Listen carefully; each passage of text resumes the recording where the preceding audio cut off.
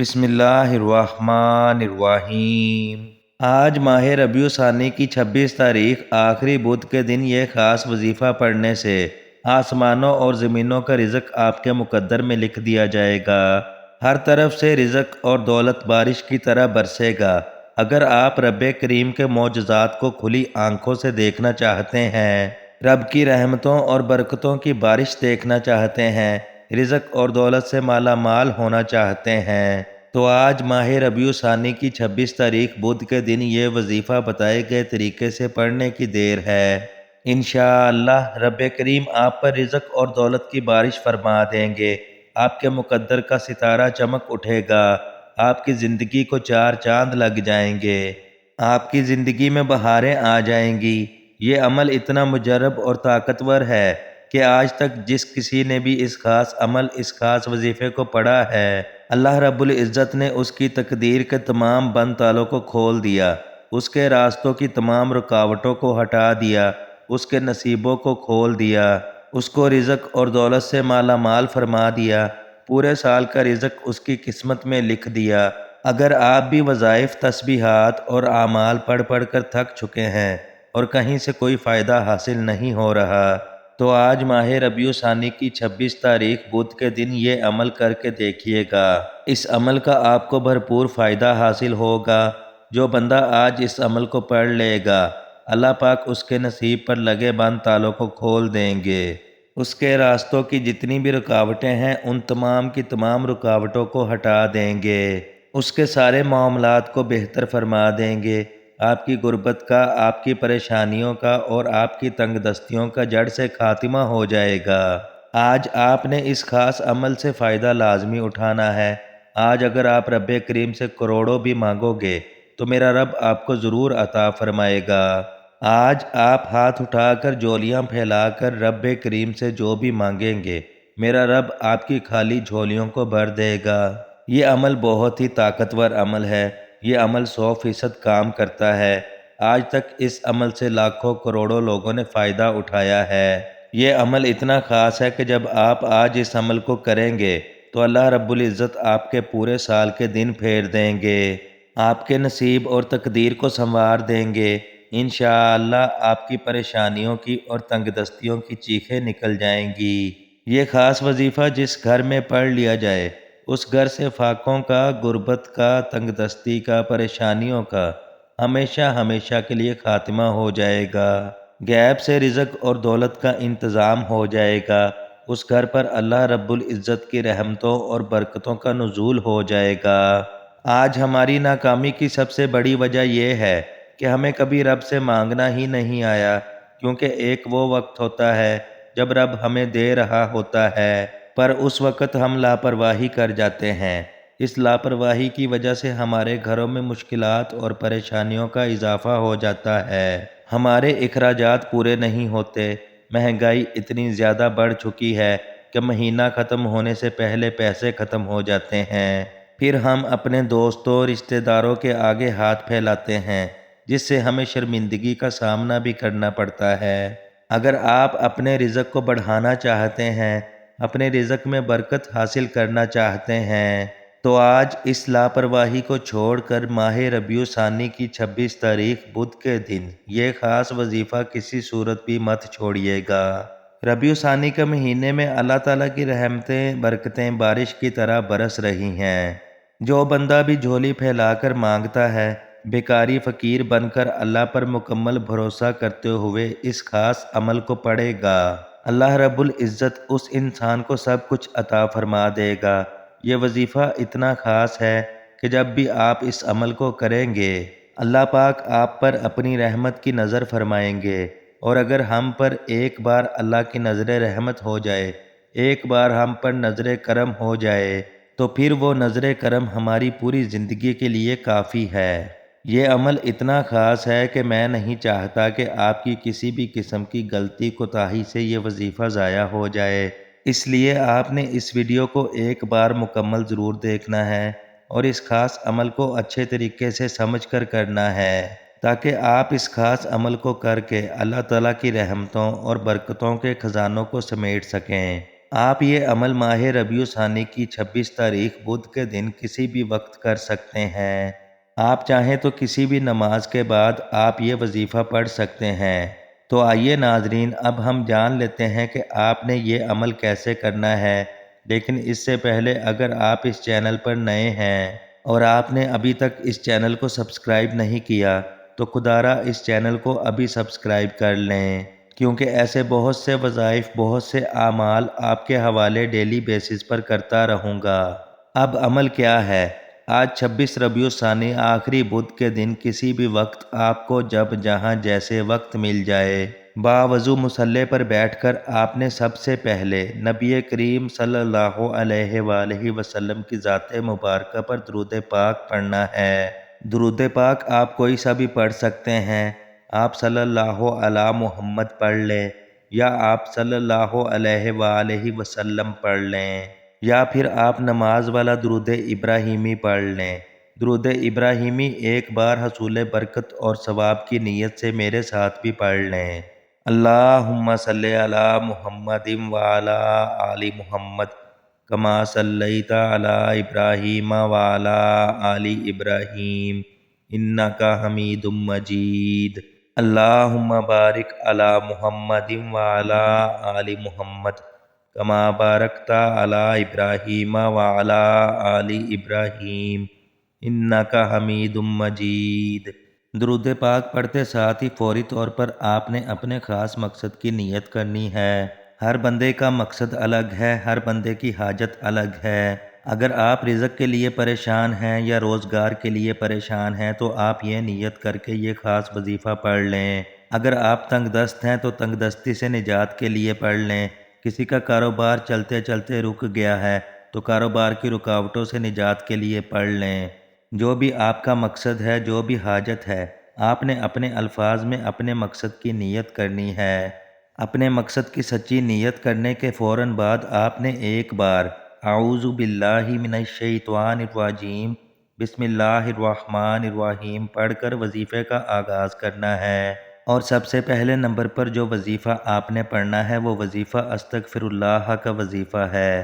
آپ نے رب کریم کی پاک بارگاہ میں ہاتھ اٹھا کر ندامت اور شرمندگی کے ساتھ اپنے تمام صغیرہ کبیرہ گناہوں کی معافی مانگنی ہے، کیونکہ جب تک آپ توبہ نہیں کریں گے تو آپ کو کسی بھی عمل کا اور کسی بھی وظیفے کا کوئی فائدہ حاصل نہیں ہوگا۔ کیونکہ بعض اوقات ایسا ہوتا ہے کہ ہم تسبیحات تو پڑھ لیتے ہیں، بڑے بڑے وظائف تو پڑھ لیتے ہیں، لیکن اپنے گناہوں کی توبہ نہیں کرتے، جس کی وجہ سے ہمارے وظائف ضائع ہو جاتے ہیں۔ ہم انسان ہیں اور ہم سب سے جانے انجانے میں کوئی نہ کوئی گناہ ضرور ہو جاتے ہیں۔ اس لیے آپ نے سب سے پہلے نمبر پر استغفر اللہ کو پڑھنا ہے۔ استغفار اپنے رب سے مغفرت طلب کرنے کا نام ہے۔ اللہ پاک سے مغفرت طلب کرتے رہنا ایک نہایت ہی مفید عمل ہے اور اللہ کی رحمتوں اور برکتوں کے حصول کا ذریعہ ہے۔ استغفار کی برکت سے اللہ انسان کے گناہ معاف فرما دیتا ہے۔ استغفار کرنے سے جہاں اللہ تعالی ہمارے گناہوں کو معاف فرماتا ہے، وہیں استغفار کرنے سے ہمیں اور بھی بہت زیادہ فوائد حاصل ہوتے ہیں۔ استغفر اللہ کا ورد کرنے سے جہاں مسلمانوں پر اللہ تعالی رحم فرماتے ہیں، وہیں یہ وظیفہ تمام مسلمانوں کے لیے کثرت مال اور نیک اولاد کا وسیلہ بھی بنتا ہے۔ استغفار کرنے سے ہماری دعاؤں کو شرف قبولیت عطا ہوتا ہے۔ آپ نے سب سے پہلے نمبر پر استغفر اللہ کو کیسے پڑھنا ہے اور کتنی بار پڑھنا ہے، توجہ کیجئے گا۔ استغفر اللہ ایک بار ہو گیا، استغفر اللہ 2 بار ہو گیا، استغفر اللہ 3 بار ہو گیا۔ اس طرح سے آپ استغفر اللہ کو ہاتھ کی انگلیوں پر پڑھ لیں یا تسبیح کے دانوں پر پڑھ لیں۔ آپ نے صرف 100 بار پڑھنا ہے، یعنی آپ نے پہلے نمبر پر استغفر اللہ کی ایک مکمل تسبیح پڑھنی ہے۔